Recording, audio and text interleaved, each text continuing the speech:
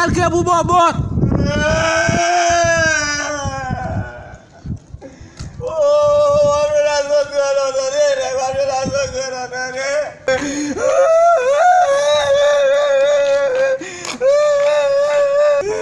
Yo, so ke men? Mon jè la yon kap de nek se yon nek nan kap kriye mkap ti mkriye pou bobot. Nèg am si kriye pou bobot men? Oui. E sa pon mon chè, puis c'est mon chè ma leve.